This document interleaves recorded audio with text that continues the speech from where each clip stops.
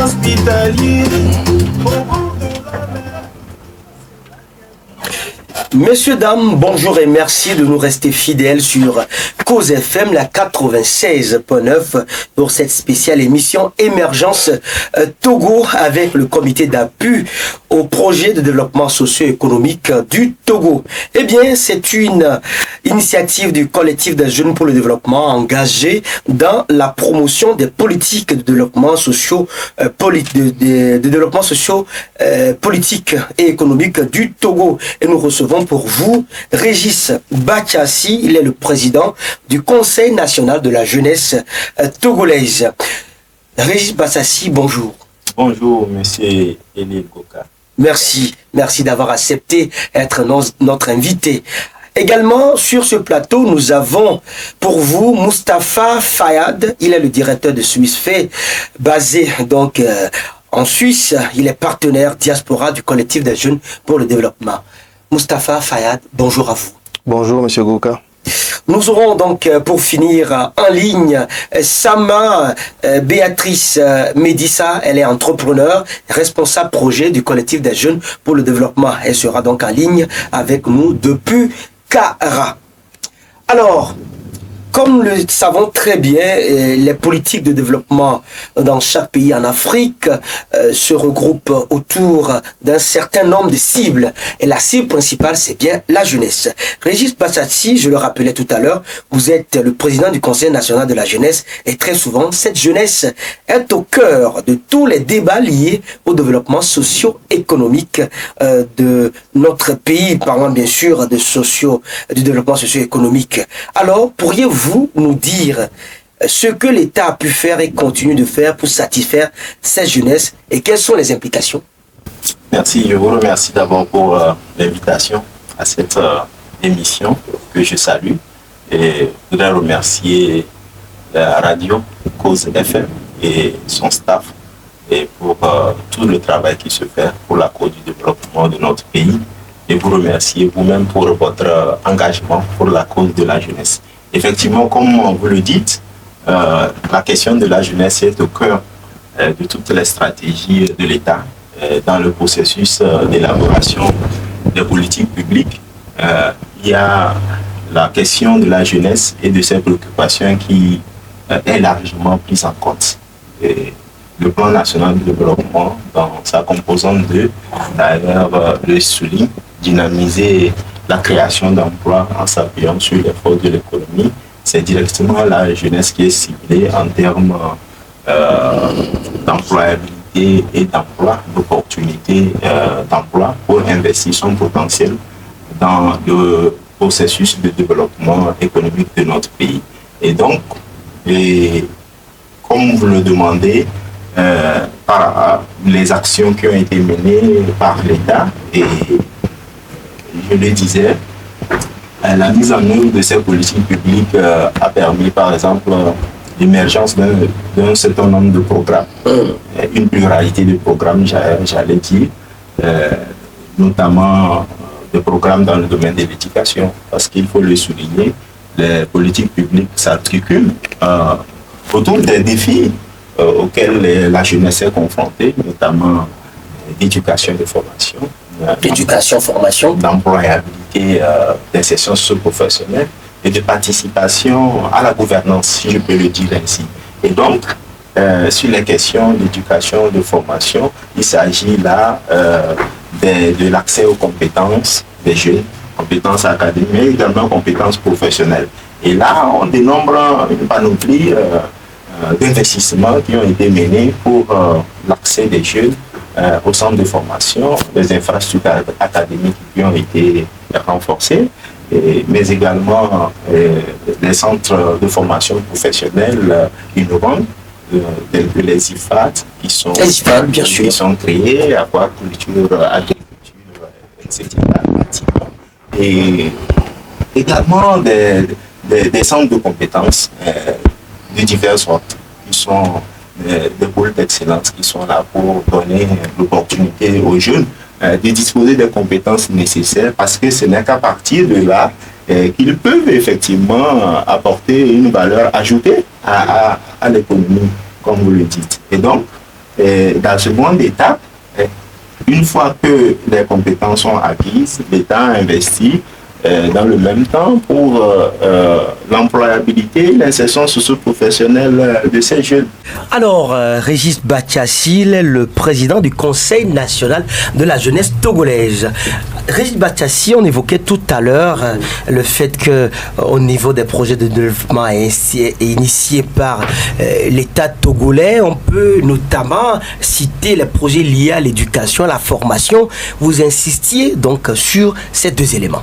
Oui, et évidemment, le premier objectif, c'est la responsabilisation. Et l'État mise beaucoup sur le développement des compétences pour que les jeunes puissent avoir les talents nécessaires, les connaissances académiques, professionnelles qui leur permettent d'accéder aux opportunités d'emploi, de travail, leur permettant de s'autonomiser, de s'épanouir au niveau de leur communauté, au niveau de la société.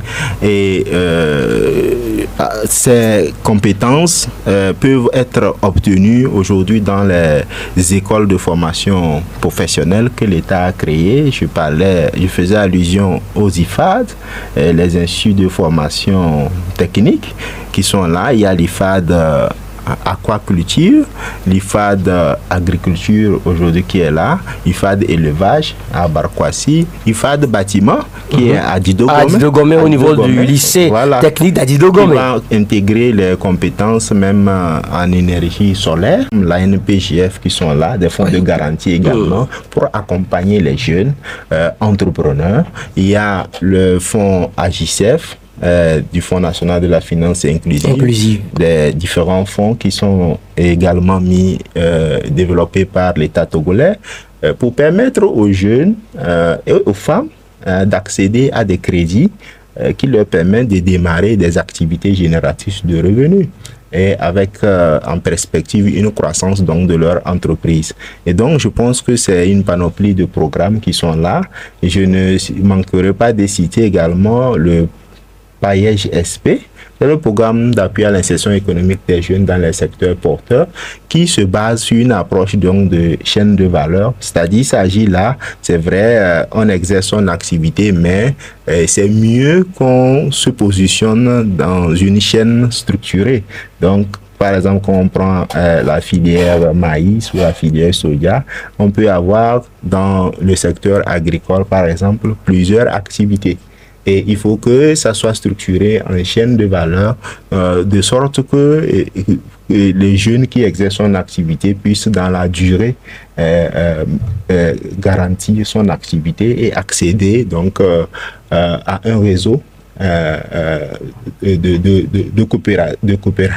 coopération qui lui permettent effectivement de développer son entreprise. Donc, autant d'activités, de programmes et de projets qui sont aujourd'hui mis à la disposition de l'État et à côté... Mis à la disposition des jeunes. Des jeunes par l'État. Des jeunes par l'État et l'État qui a mis en place également des mécanismes de concertation.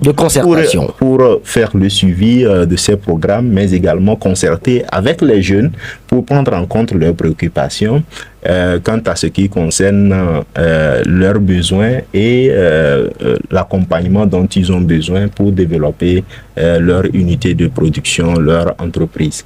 Voilà. Oui, Monsieur Régis Bathiassi, vous avez cité un certain nombre de projets, de programmes mis en place par l'État togolais, mais on a l'impression que ces programmes ne sont pas suffisamment connus par les jeunes. Effectivement, il faut souligner qu'il y a des défis. Des défis ou un déficit de communication? Non, oui, quand je parle des défis, j'en venais. Allez-y. Des défis, mais l'un des premiers défis informationnels, de communication. Et défis, j'allais dire d'accessibilité. D'accessibilité. Oui, qui implique celui de l'information, de la communication. Donc, aussi bien par l'État, mais aussi de la capacité des jeunes à pouvoir rechercher l'information. À pouvoir accéder à l'information. Accéder à l'information, c'est très important. Aujourd'hui, l'État fait des efforts quand même pour communiquer, même s'il en faut davantage. Il en faut davantage, là, oui, il faut le souligner. Il en faut davantage, bien sûr, mais il faut reconnaître quand même que les jeunes aussi ont cette opportunité à travers les réseaux sociaux d'accéder aujourd'hui à beaucoup d'informations. Mais quel est le centre d'intérêt de nous jeunes lorsque nous allons sur les réseaux sociaux?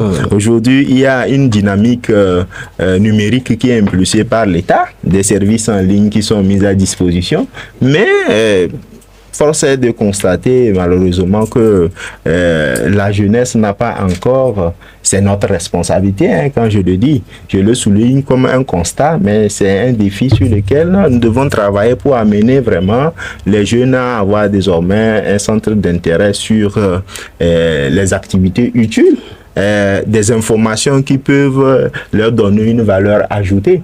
Je pense que c'est le combat que nous devons mener, même si nous savons que les jeunes à divers endroits, selon leur position géographique, n'ont pas tous les mêmes chances, les mêmes opportunités. Je vais faire allusion aux jeunes de l'intérieur du pays, voilà, qui n'ont pas forcément les mêmes opportunités à accéder aux informations et aux services également qui quelque part doivent œuvrer à se déconcentrer pour être plus près des jeunes afin de favoriser leur appropriation de ces différents programmes, mécanismes, centres de formation professionnelle. Donc je crois que c'est une responsabilité partagée. Voilà. Alors vous l'avez reconnu, l'État a mis en place de nombreux programmes de développement, notamment portant sur la formation, l'insertion socio-professionnelle et bien d'autres, mais il y a un certain nombre de défis à relever suffisamment liés à l'information. Alors, nous avons également sur ce plateau, comme je l'avais annoncé, Monsieur Moustapha Fayad. Il est le directeur de SUISFE et partenaire diaspora du collectif des jeunes pour le développement. Et cette organisation sociale qui promeut le développement socio-économique du Togo. Alors, Monsieur Moustapha Fayad, une fois encore, rebonjour à vous. Rebonjour, Monsieur Goka. Alors, vous avez suivi avec attention, j'espère bien, le président du Conseil national de la jeunesse.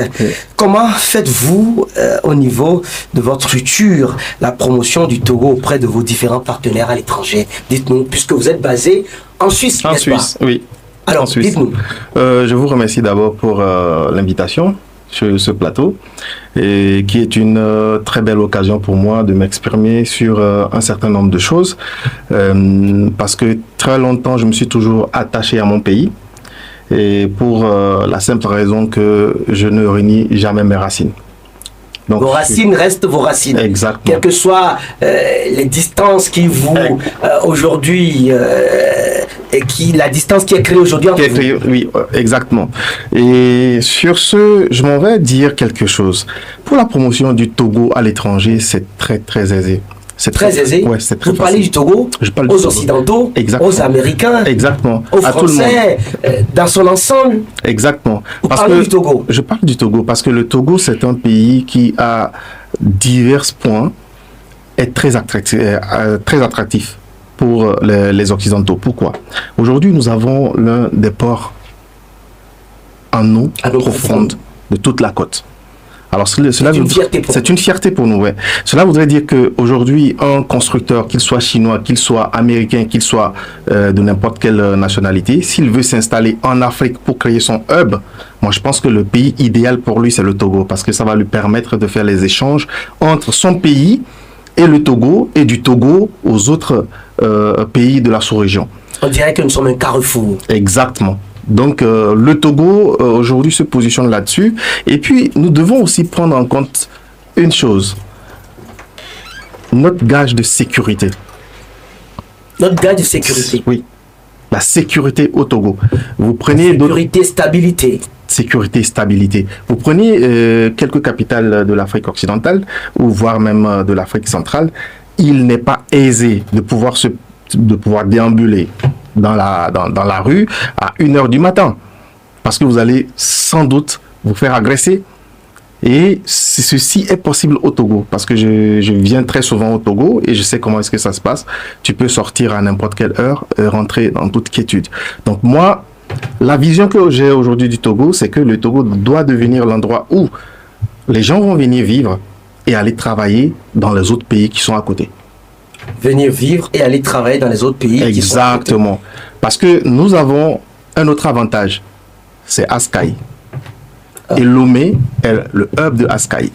Ce qui veut dire qu'aujourd'hui, je suis un expatrié. Si on m'explique bien les choses, si je dois me positionner par exemple au Nigeria où j'ai besoin de garde-corps pour moi, pour ma famille et tout, ce qui représente un budget incroyable. Un budget sécuritaire. Voilà, incroyable. Et de surcroît, malgré tout ça, je ne vis pas libre. Alors moi, je serais peut-être plus dans une certaine psychose. Exactement. La peur de se faire agresser. Exactement. À tout moment. À tout moment. Donc moi, je vais préférer mettre ma famille au Togo et faire avec Askai les allers-retours pour travailler. Alors vous voyez la dimension. C'est une autre dimension. C'est une autre vision. Donc c'est aujourd'hui la vision que moi j'ai du Togo. Donc pour pouvoir accueillir toutes ces personnes-là, on a besoin de quoi? Des logements de bonne qualité. On a besoin des cités de haut de gamme. Parce que c'est des gens qui sont des milliardaires et qui peuvent s'offrir ces maisons-là. Des investisseurs, des investisseurs de renom qui peuvent se positionner ici. Et ce qui va faire quoi? Directement, on va développer une autre économie parallèle, qui est l'économie du luxe. L'économie du luxe. Exactement. C'est ce qui contribue à renforcer davantage l'économie du pays. Exactement. Ce qui veut dire qu'aujourd'hui, nous allons tomber dans une dimension où on va ramener toutes les maisons de fabrication de sacs, d'habits, de chaussures, de tout ce qui est luxe, parce qu'il y a aujourd'hui ce marché-là qui est créé, cette classe de personnes qui vivent dans le luxe. Vous me comprenez? Oui. Et là, ça va créer, par effet boule de neige, de la richesse dans le pays. Ça va faire que il y a une chose qui va être débloquée dans notre tête, c'est que la richesse sera expliquée désormais. Et la richesse sera un truc que je peux dire à tout le monde, je suis riche. Quand un pays arrive à ce niveau-là, c'est fini. De la richesse partagée. Partagée, expliquée, ouverte. Et chacun pourra trouver le moyen de s'enrichir. De s'enrichir d'une manière honnête, légale. Proprement. Et je pourrais demain venir m'asseoir sur ce plateau et expliquer aux gens, cette année, j'ai fait un chiffre d'affaires de 2 milliards. Ça va choquer personne. Et quand vous parlez du Togo aux étrangers, notamment aux Occidentaux, quand je parle d'Occidentaux, je parle des Français, des Américains, des Belges, des Suisses. Alors, quel est le sentiment qui vous anime? En fait, le truc, avant qu'ils me croisent, ils ne connaissaient pas le Togo. Ah bon? Oui. Le Togo est aussi moins connu? Oui, très moins connu. Avant qu'ils ne me croisent, ils ne connaissaient pas le Togo. Alors, une fois que je leur parle du Togo, la chose qu'ils me disent, quand est-ce qu'on ira ensemble? Quand est-ce qu'on ira ensemble? Exactement. Quand est-ce qu'on viendra ensemble à Lomé? À Lomé. Au Togo. Au Togo. Au pays d'Adébayor. Exactement. Donc, nous avons aujourd'hui un pays magnifique sur le plan géographique. Nous avons aujourd'hui la beauté de la Suisse, par exemple, c'est les montagnes. Et nous en avons ici. Dans les plateaux. Exactement. On a un peu partout, même au nord du pays. Nous avons, dans la région dans de la Cara. Oui. Et le pays est vierge. Vraiment vierge. Vierge. Oui. On a un paysage magnifique. Un paysage magnifique qui n'a même pas encore été transformé. Vous voyez? Donc, de la biodiversité. Exactement. Donc, il suffirait juste de mettre un accent particulier sur ces trucs dont je viens de parler et ça va désamorcer une autre colonne de développement. C'est très important. Exactement. Vraiment important. Alors, Monsieur Fayad, je le disais Oui. tantôt, votre structure qui est SwissFe, je voudrais bien sûr le rappeler, est citée dans plusieurs articles ces derniers temps, dans des articles de presse, comme engagé auprès du groupe SEJ, Highware et bien d'autres groupes de renommée internationale, engagés à réaliser un certain nombre de projets au Togo et en Afrique. Pourriez-vous nous parler brièvement de ces projets, les opportunités que cela pourrait créer? Alors, ces projets divers que nous sommes en train de vouloir installer en Afrique, au Togo, c'est parce que tout va partir du Togo en fait. Tout va partir du Togo. Exactement, Ah, tout va partir du Togo. intéressant. Et maintenant, du Togo, on va aller conquérir l'Afrique. Du Togo, on va aller conquérir l'Afrique. Exactement, c'est comme ça que ça va se passer. Le Togo serait-il Israël de l'Afrique? Allez, allez, continuez, allez-y, allez-y. Ouais. Donc, pour nous, le Togo, il est tout, en fait. Tout sauf ce qui est médiocre. Pour nous, le Togo, il est tout. Et avant que je ne réponde à cette question, comme j'ai aujourd'hui à côté de moi le président de la jeunesse togolaise, moi, je viens aujourd'hui avec des opportunités. Des opportunités. Oui, énormément d'opportunités Opportunités pour la jeunesse, d'emploi. d'emploi, pour la jeunesse. Pas que, sur plusieurs autres axes avec la jeunesse. Maintenant, moi, j'aimerais savoir, qu'est-ce qu'on a aujourd'hui comme jeunes? C'est quel type de jeunes avons-nous au Togo? Et cette jeunesse-là, qu'est-ce qu'elle a déjà comme acquis? Parce qu'en fait, quand on dit il y a une opportunité, c'est pas tout le monde qui est habilité à avoir accès à ça. Parce que pour avoir accès à une opportunité, il faut qu'on ait d'abord un background. Donc c'est quoi aujourd'hui typiquement le background de la jeunesse togolaise? Pour répondre aux opportunités qui viennent. Exactement. Je pense que... Oui, Rich Batassi. Non, oui, d'abord, je voudrais vraiment me réjouir et saluer Monsieur Fayad. Monsieur Fayad. Me réjouir qu'il y ait vraiment des jeunes Togolais dynamiques comme lui et qui font le rayonnement du Togo. Qui, bien qu'il soit à l'étranger, reste toujours attaché au pays. Reste toujours attaché au pays et surtout avec la conviction d'apporter sa contribution dans la création de la richesse, la transformation du pays, avec bien sûr une partie prenante qui est la jeunesse, qui est aussi un centre d'intérêt de sa vision, de ses ambitions, de son engagement dans l'économie. Je pense que vraiment, je voudrais vous féliciter pour ça et vous rassurer que nous avons une jeunesse togolaise également compétente, avec un savoir-faire et un savoir-être également. Maintenant, il est bien évident qu'il faut une préparation justement à accéder à ces opportunités selon leur spécificité. Une préparation à accéder à ces opportunités. Selon leur spécificité, selon leur domaine, leur secteur, des orientations professionnelles, des orientations, etc. Des adaptations professionnelles. Tout à fait. Parce que peut-être que aujourd'hui il y a des secteurs qui sont en plein essor, tels que celui de l'industrie qui est là, mais celui également de l'innovation, du numérique, etc. Et il y a des jeunes qui commencent par s'intéresser à ces secteurs qui font leurs preuves. Peut-être qu'il faudrait s'appuyer sur déjà ces jeunes-là pour voir comment on peut développer donc la dynamique pour que ces opportunités que vous voudrez drainer puissent vraiment atteindre le plus large possible les jeunes Togolais, que cela puisse profiter aux jeunes. Et je pense que on ne peut mettre en valeur quelque chose que lorsque on l'a appris, on a eu un peu d'expérience. Pourquoi pas?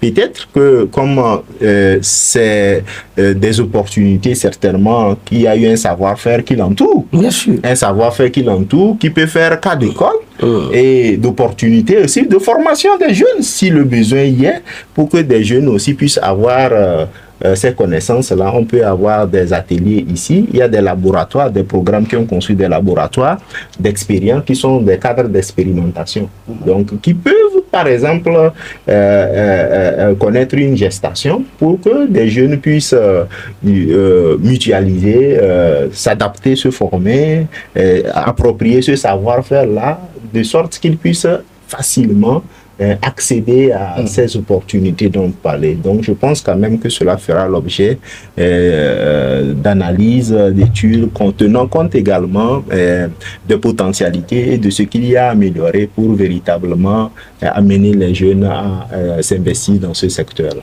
Ok. Alors, Fayad, un petit mot sur la réaction du président du Conseil national de la jeunesse. Exactement. Alors, cette question que j'avais posée, c'était une question qui était orientée. Orientée, c'est-à-dire parce qu'en fait, en réalité, moi j'aime aller dans le détail des choses. J'aime aller dans la réalité sur le terrain. Aujourd'hui, nous avons une jeunesse qui passe plutôt son temps sur des futilités. Moi, j'aime le dire comme ça.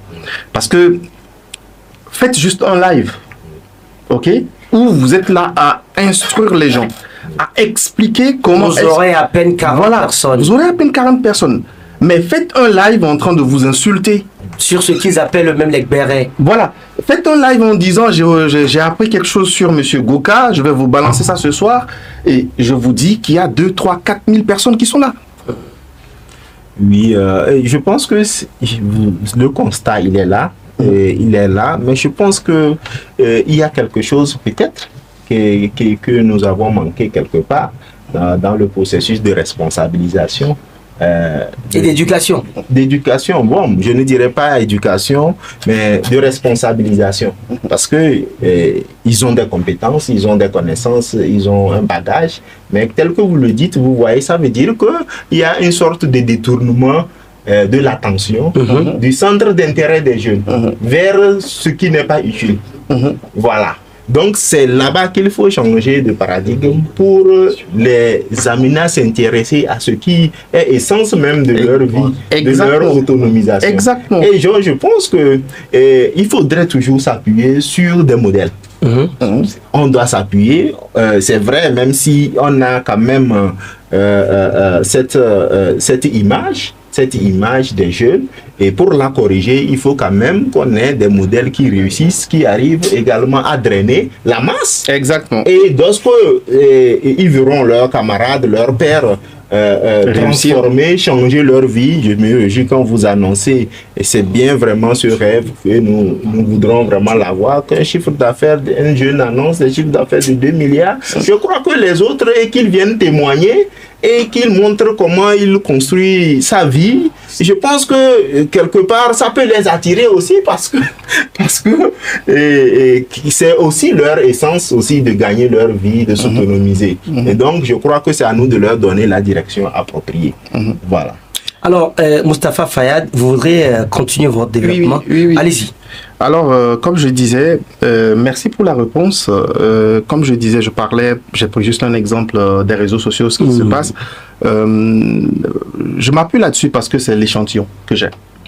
C'est l'échantillon que j'ai, c'est à travers les réseaux sociaux, je vois comment est-ce que le Togolais, aujourd'hui, d'une manière générale, ont réagi.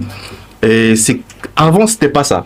Avant, ça n'a jamais été ça. Le Togolais était reconnu comme personne qui est travailleur, personne qui s'intéresse à ce qu'il fait. Il n'y avait pas les réseaux sociaux. Donc aujourd'hui, ce qu'il faut faire, c'est qu'il faut communiquer suffisamment. C'est ça. Et communiquer veut dire qu'il va falloir qu'on se mette au niveau de la population. Se mettre au niveau de la population. De la population. Tenir un langage clair. Tenir un langage clair, précis et net. Pour permettre à tout le monde de comprendre. Et y compris, quelquefois, s'adapter.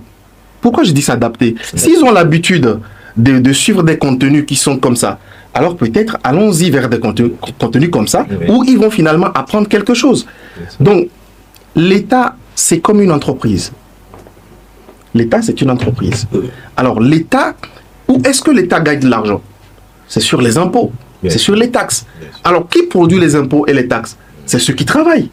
Alors, une personne qui dort à longueur de journée, qui ne travaille pas, c'est une perte pour l'État. Je suis d'accord.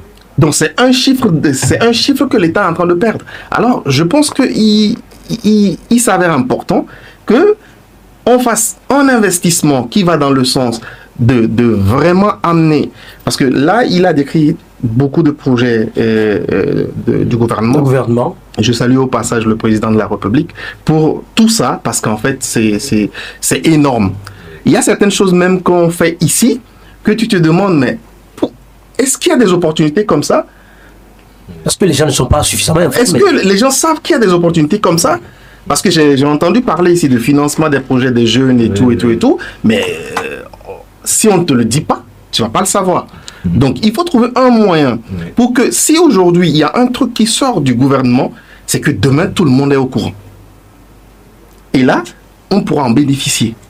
Parce que ça, c'est des financements qui viennent de l'extérieur ou bien qui viennent même de l'État, mais qui doivent servir à quelque chose. À l'intérêt général. À l'intérêt général, et que ça doit apporter vraiment un plus à l'État. Donc moi, je pense que ce point de la communication, comme on vient de parler, c'est un point vraiment à voir et à essayer de mettre vraiment plusieurs choses en place pour permettre aux jeunes de se sentir inclus dans la conception, dans le développement et de ces projets-là, en fait.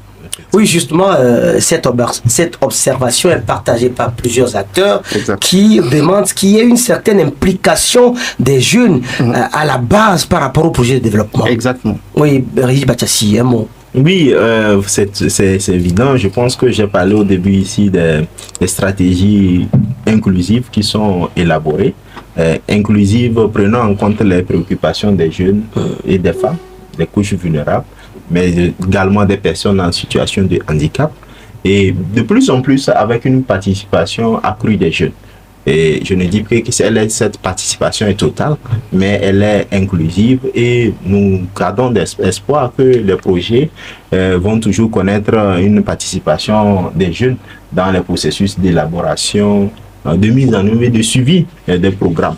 Je peux déjà dire qu'il y a un certain nombre de programmes pour lesquels la jeunesse est représentée, par exemple dans les dispositifs de pilotage de ces programmes. Donc, qui lui assure une certaine possibilité d'assurer le relais, de contribuer également aux réflexions, à la prise de décision au niveau de ces programmes. Par exemple, quand je parle du Fonds d'appui à l'insertion économique des jeunes, du projet d'appui à l'insertion économique dans les secteurs porteurs, qui s'appuie sur l'approche de chaîne de valeur agricole, il y a la jeunesse qui est impliquée dans ces programmes-là. Et donc, l'un des enjeux également dont je tire vraiment comme leçon de votre intervention, c'est de voir comment, par exemple, on rapproche ces dispositifs-là des communautés à la base, à l'intérieur. C'est ça. Moustapha Fayad, je rappelle qu'il est le directeur général de SUISFE basé en Suisse. Il est donc avec nous pour débattre des questions liées au développement socio-économique de notre pays, notamment sur les projets. Alors, Régis Bachassi, le partenariat public-privé est une politique qui met en bonne liaison le public et le privé aujourd'hui. Et le Togo reste très engagé à créer un bon climat d'affaires pour les investisseurs. Quel est votre regard sur cette forte implication du secteur privé aux côtés des gouvernants pour hisser le développement de notre pays? On le disait tout à l'heure, on parle du Togo aujourd'hui dans les pays occidentaux, on en parle, on essaie de leur mettre des appâts pour les amener au Togo. Mais quel est votre regard sur la politique mise en place par le gouvernement pour attirer des investisseurs au Togo? D'abord, il faut vraiment saluer les performances de notre pays pour l'amélioration du climat des affaires et les conditions qui sont renforcées pour renforcer la productivité nationale et l'investissement privé pour booster l'économie et permettant ainsi de dynamiser la création d'emplois et qui touche la jeunesse.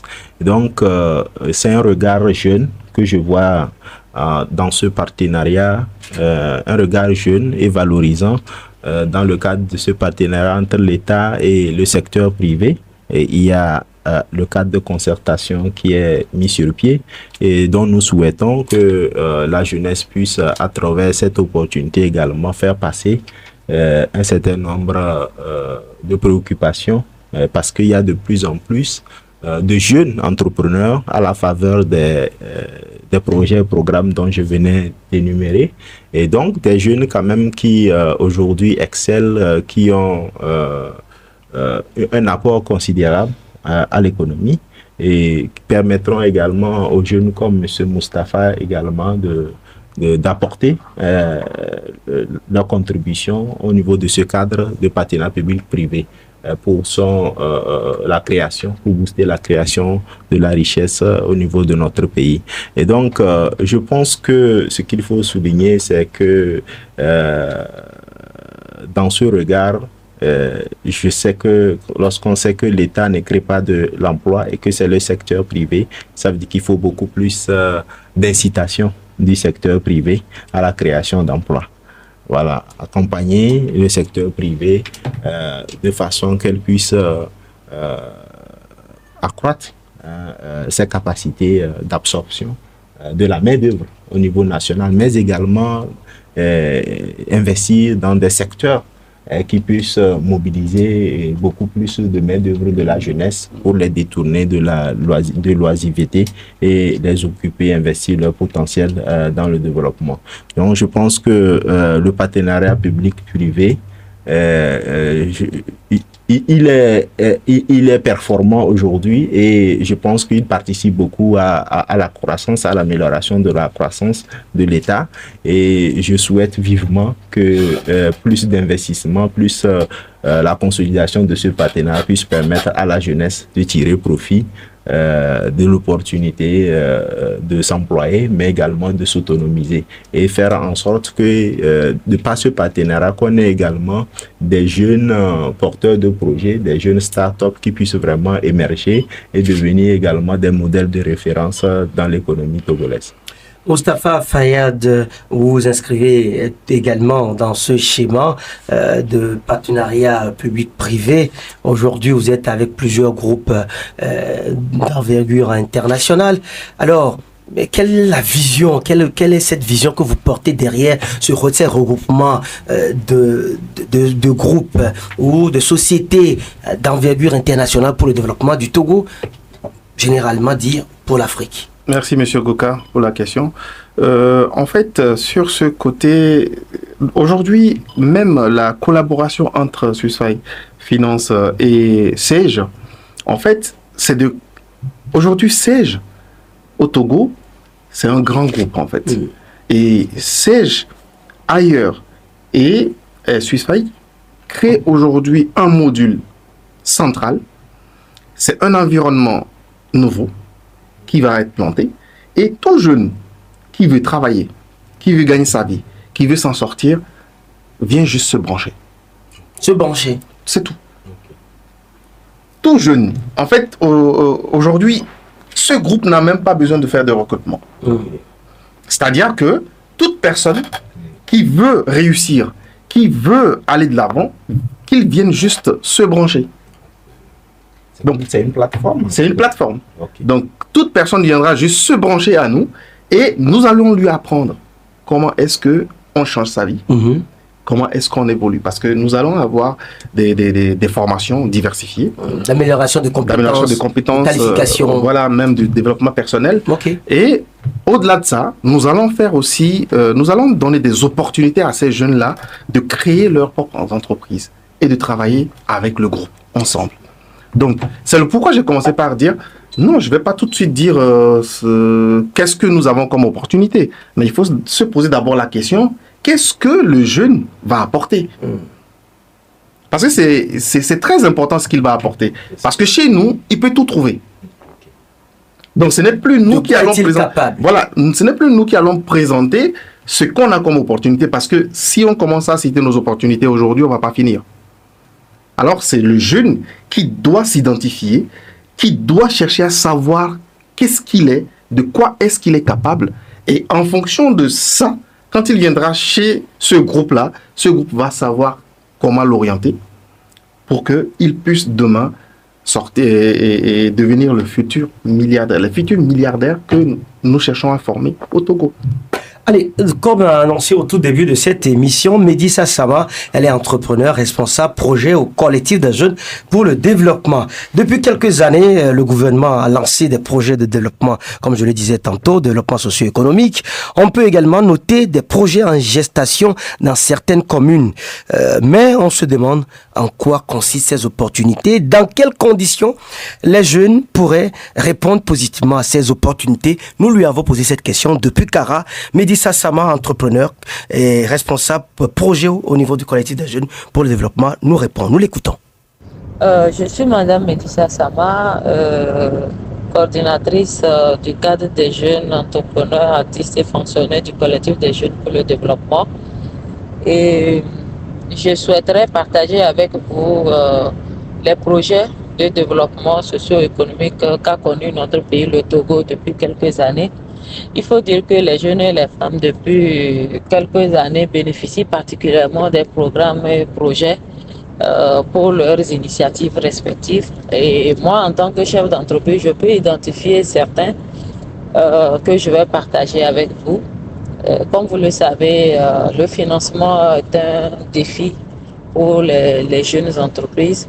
Et nous avons récemment, par exemple, avec le patronat, il y a eu un partenariat qui permet aujourd'hui aux jeunes femmes entrepreneurs membres du patronat de bénéficier d'une garantie pour pouvoir accéder au financement de leurs projets bancables. Tout comme vous le savez, la NPGF qui aujourd'hui quand même accompagne les entrepreneurs, que ce soit pour les marchés publics, donc garantir le marché, le financement pour exécuter les marchés publics, mais aussi pour les projets. Et aujourd'hui encore, nous avons African Guarantee Fund avec la BAD qui a quand même mis à la disposition des petites entreprises des opportunités de garantie financière afin d'avoir de meilleurs résultats auprès donc, des partenaires techniques et financiers. Mais plus exactement, quand par exemple on prend le domaine agricole, nous avons des programmes, projets, peut-être que beaucoup ne connaissent pas, mais qui sont de réelles opportunités pour les jeunes et les femmes du domaine agricole. Nous avons par exemple le FSRP qui finance les petites entreprises, et que ce soit les startups, ceux qui ont des idées d'entreprise, comme ceux qui ont déjà commencé. Donc le programme finance quand même jusqu'à 25 millions si ma mémoire est bonne. Il suffit donc de répondre aux critères et de déposer son projet donc, auprès donc, du programme FSRP, logé au niveau du ministère de l'Agriculture, pour voir son projet certainement être retenu si il est assez bien ficelé. Nous avons aussi au niveau du ministère de l'Agriculture d'autres programmes comme le PROMIFA, qui est un programme de financement agricole. Et aujourd'hui, vous savez, l'agriculture dans la sous-région, c'est l'une des activités les plus rentables, et surtout aussi c'est l'une des activités étant les plus risquées, qui nécessite un accompagnement particulier. Donc c'est pour moi l'occasion d'inviter donc mes camarades jeunes femmes de pouvoir se renseigner, aller aux informations et bénéficier de cette opportunité-là. Pour ceux qui sont dans les communautés rurales, nous savons que le programme de développement rural intégré PEDRI se retrouve dans plusieurs préfectures où vous avez la possibilité donc d'être accompagné sur vos projets agricoles. Aussi, avec le FAEJ, il y a de nouveaux programmes qui sont en train d'être finalisés, mis à la disposition donc, des jeunes pour leurs projets économiques, pour leurs initiatives privées. Et nous savons très bien que le FAEJ étant la structure qu'on va voir lorsqu'on a une idée de projet ou on a un projet, il y a la possibilité de financement à taux très très bas auprès donc des partenaires financiers affiliés donc au FAEJ. Et je pense que ça serait bien qu'on puisse aussi aller à l'information pour voir les nouveaux programmes et les nouvelles opportunités qui s'y trouvent. Aujourd'hui, nous avons des incubateurs dans presque chaque région donc, de notre pays, le Togo. Et ces incubateurs permettent donc à ceux qui ont des idées de projets, mais qui ne savent pas comment bien les ficeler, qui ont besoin aussi de les mûrir donc, au sein d'un cadre aménagé ils pourront naturellement bénéficier donc, de l'accompagnement du faillage.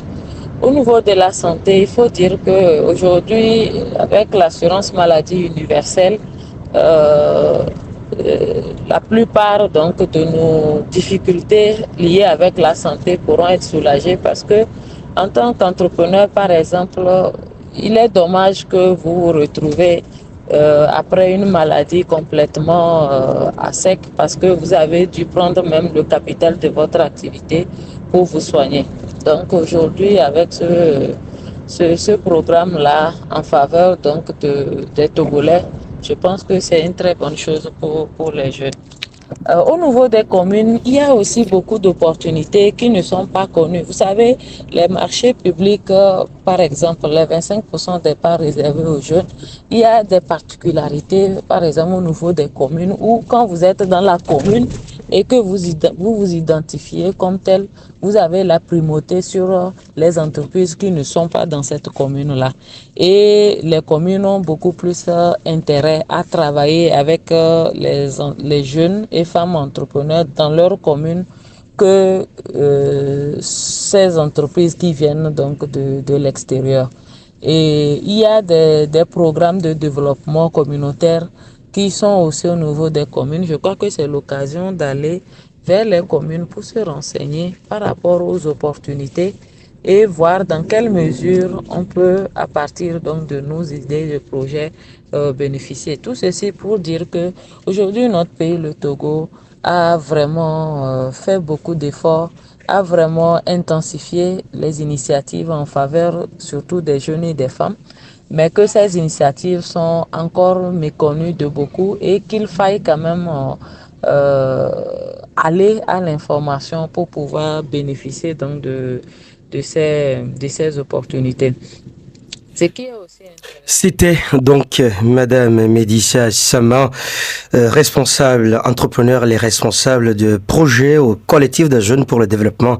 Et je vous le disais tantôt, elle réagissait sur la question liée donc aux opportunités créées par les projets de développement socio-économique du Togo. Enfin, elle signifiait ouvertement que ces opportunités sont là, mais elles sont méconnues. Alors, elle rejoint suffisamment les deux autres invités sur la question de partager suffisamment à travers la communication tout ce qui est lié au projet de développement socio-économique avec les jeunes, avec toute la population togolaise. Nous arrivons presque à la fin de notre entretien avec nos invités. Nous allons donc permettre tout d'abord à Monsieur Fayad Mustapha de réagir par rapport à son mot de fin. Dites-nous, Monsieur Fayad, qu'est-ce que, à la fin de tout ce débat, vous voudrez apporter comme message à la jeunesse togolaise, au peuple togolais? Merci beaucoup pour cette parole que tu me donnes. En fait, aujourd'hui, ce que j'aimerais dire à la population togolaise, particulièrement les jeunes, c'est que nous avons la chance d'être dans un beau pays. Dans un beau pays. Il faut d'abord prendre conscience de cela. Des fois, on a toujours tendance à envier ce qui vient de l'extérieur. Par contre, nous avons des valeurs chez nous.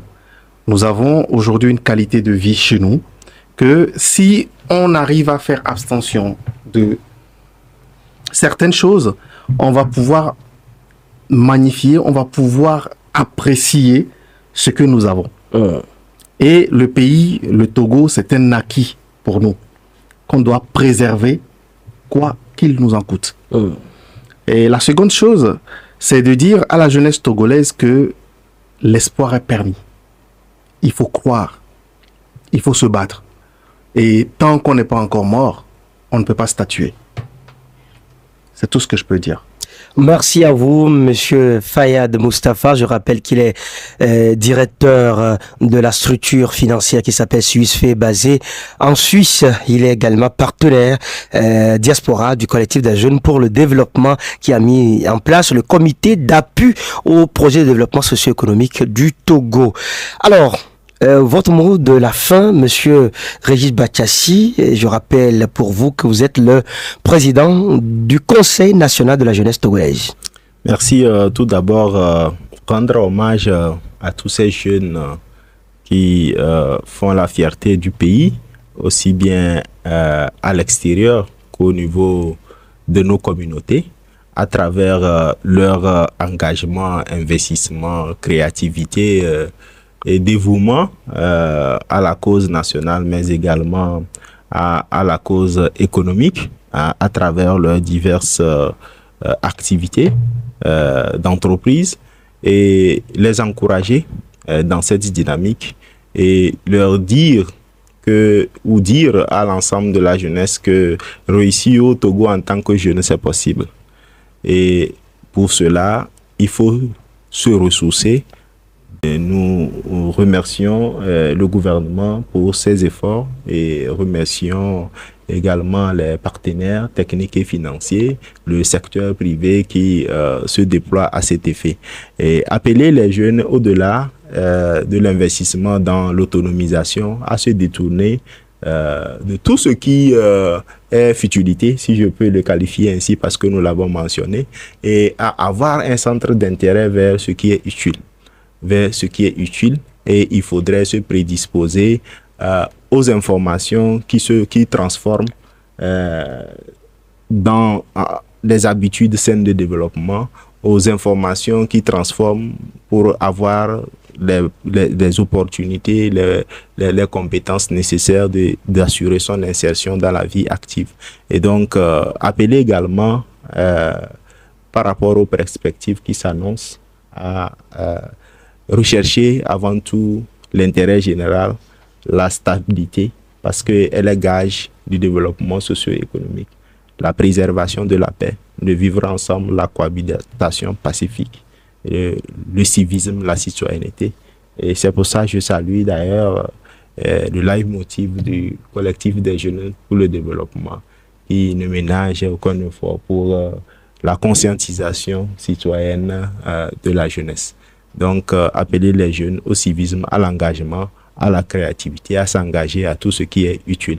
Et c'est de là que je pense que nous pourrons obtenir notre salut. Merci. Merci à vous, Régis Bachassi, président du Conseil national de la jeunesse togolaise. Et nous faisons un clin d'œil à monsieur Kovi Adambounou, qui est le président national du collectif des jeunes pour le développement, le maire d'Aguenivé, qui s'engage efficacement pour que les projets de développement économique, socio-économique au Togo puissent être promus. Alors, je voudrais ici donc rappeler que cette émission s'inscrit dans le cadre de la campagne médiatique du comité d'appui au projet de développement socio-économique du collectif des jeunes pour le développement, CJD.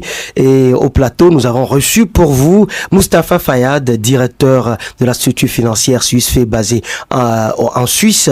Et également, vous avez écouté le président du Conseil national de la jeunesse, Régis Bachassi. Depuis Kara, vous avez suivi Madame Medissa Sama. Elle est entrepreneur et responsable de projet au collectif des jeunes pour le développement. Au micro, je suis Liplingoka Adokanou. Merci de nous avoir suivis sur la 96.9. Nous vous disons au revoir et prenez très bien soin de vous. Cause FM. Merci.